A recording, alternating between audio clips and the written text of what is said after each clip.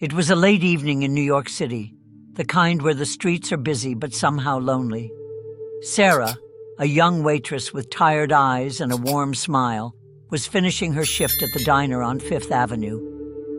The place was almost empty except for a man sitting in the corner, hunched over in a threadbare coat. He looked like he hadn't had a proper meal in days. She approached him cautiously, her hands gripping the coffee pot. "Hi there," she said softly. "Would you like some coffee? Or maybe something to eat? It's on me." The man looked up, his face obscured by a scruffy beard and a baseball cap pulled low over his eyes. He hesitated, then nodded.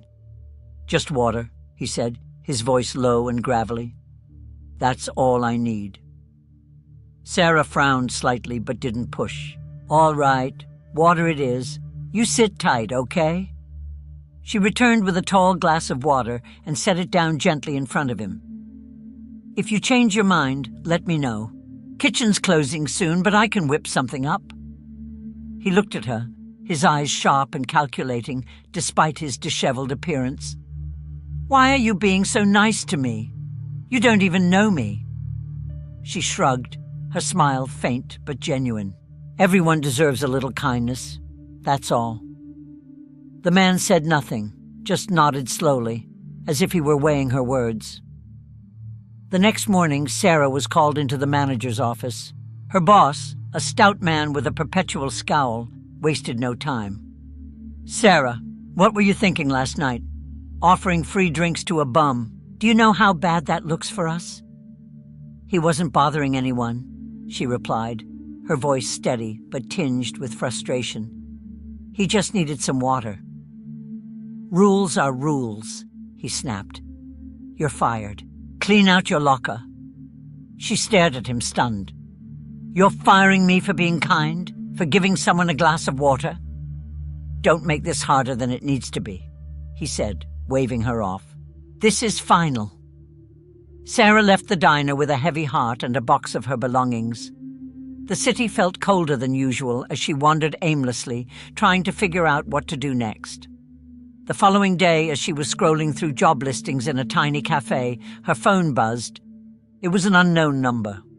She hesitated but picked up. "Hello, is this Sarah?"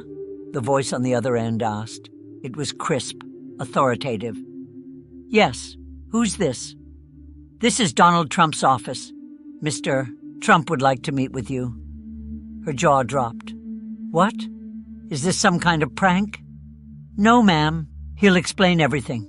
Please come to Trump Tower at 2 p.m. At 2 p.m. sharp, Sarah found herself in a luxurious office, the kind she'd only seen in movies.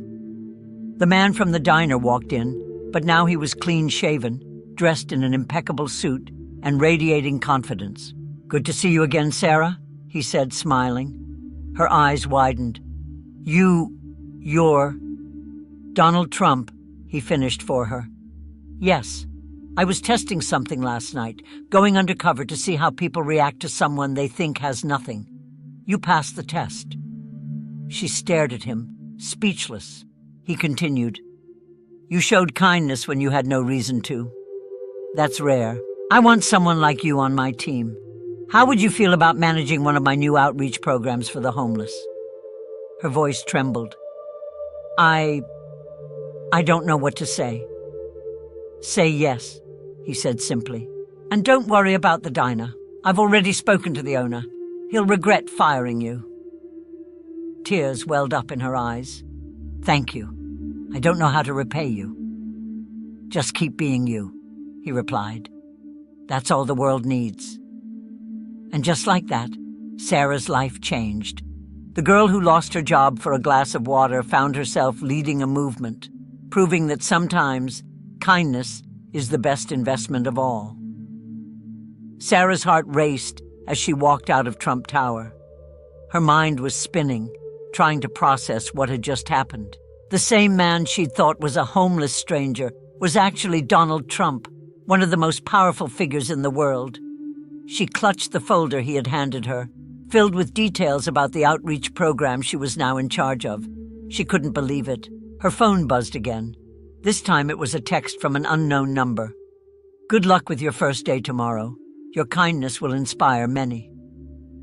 That evening, Sarah sat by her tiny apartment window, staring at the city lights. It was overwhelming, but there was a spark of determination in her eyes. She called her best friend, Emma, unable to keep it all bottled up. "You won't believe what just happened," she started, her voice shaking with excitement. "Let me guess. You found a $100 bill on the street?" Emma teased. "Better," Sarah said, grinning through the phone. "I met Donald Trump, and he offered me a job." There was a pause on the other end of the line. "Sarah, are you okay? Did you eat today? What are you even talking about?" "I'm serious, Emma. Remember the guy I told you about? The one I gave water to at the diner? That was him. He was undercover or something. Now I'm managing a program for the homeless." Wait, Emma said, her tone skeptical. "You're telling me you gave water to Donald Trump dressed as a homeless guy, and now you're running a program? Are you sure this isn't some kind of weird dream?" "I thought the same thing, but it's real," Sarah insisted.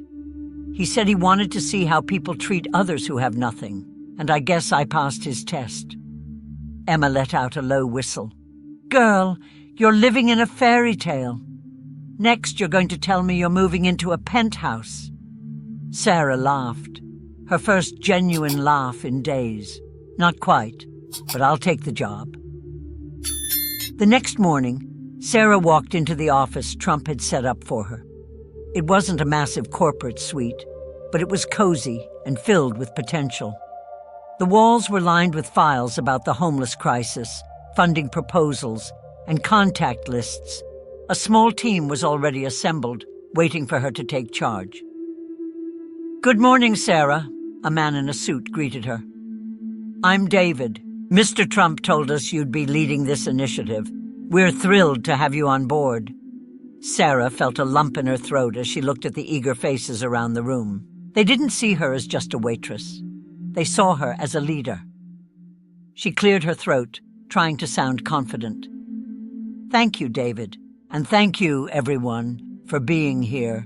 I'll be honest, I've never done anything like this before, but I promise I'll give it everything I've got. Together, we can make a difference."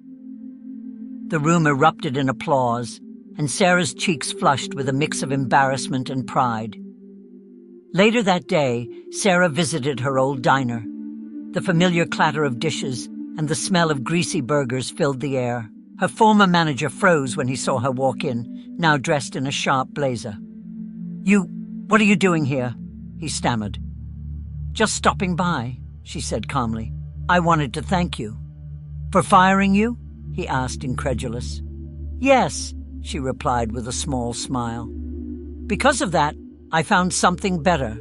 And by the way, Mr. Trump mentioned he'd be in touch with you soon." The color drained from his face, and Sarah couldn't help but feel a small pang of satisfaction as she walked out.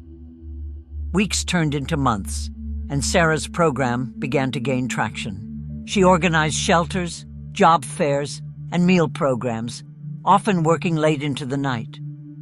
Every now and then, Trump would check in with her, offering advice or simply a word of encouragement.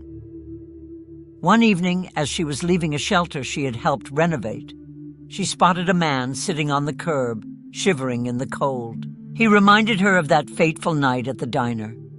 Without hesitation, she walked over and knelt beside him. "Hey there," she said, her voice as gentle as it had been months ago. "Can I get you some water? Maybe a hot meal?" The man looked up, his eyes filled with gratitude. "You'd do that for me?" "Of course," she said, smiling warmly. "Everyone deserves a little kindness." And in that moment, Sarah realized her life had come full circle. What had started as a simple act of compassion had turned into a mission, a purpose. She had found her calling, and it all began with a glass of water. Years after she had started her journey, Sarah found herself sitting on the balcony of her home overlooking the city skyline. The once small non-profit she had led had grown into a global institution that changed millions of lives. She was older now, her hair streaked with gray, but her eyes still carried the same warmth and determination. A letter arrived that evening, handwritten and carefully sealed. It was from Jessica, the young woman she had met years ago at one of her shelters. Dear Sarah, I don't think you'll ever truly understand the impact you've had on my life. When we met, I had lost everything. My home, my hope, even my belief in myself. But you saw me. You didn't pity me. You believed in me. And because of that, I started to believe in myself again. Today, I'm running my own shelter, helping others just like you helped me. It's not always easy, but whenever I doubt myself, I think of you and that moment when you told me I wasn't alone. You changed my life, and through me, you're changing others.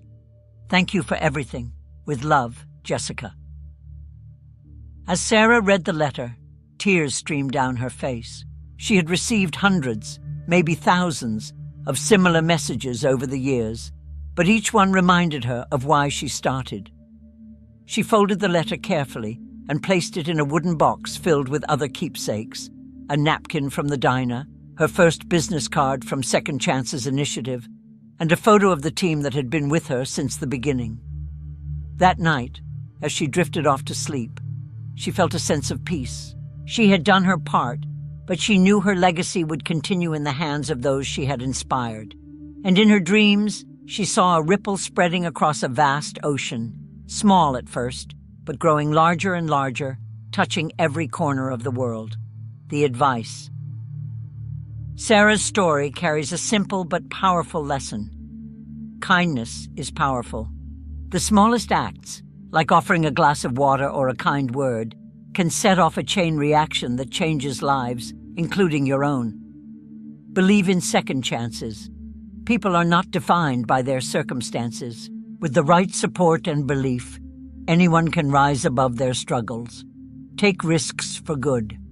Sometimes, helping others may not seem convenient or logical. Do it anyway. The courage to step outside of societal norms and show compassion is rare but transformative. Stay grounded.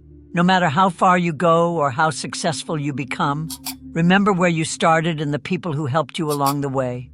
You don't need to change the whole world at once. Focus on one person, one act, one moment at a time. The impact will grow beyond what you can imagine. Sarah's journey shows that anyone can be a catalyst for change. All it takes is the courage to care, the resilience to keep going, and the belief that even the smallest ripple can turn into a wave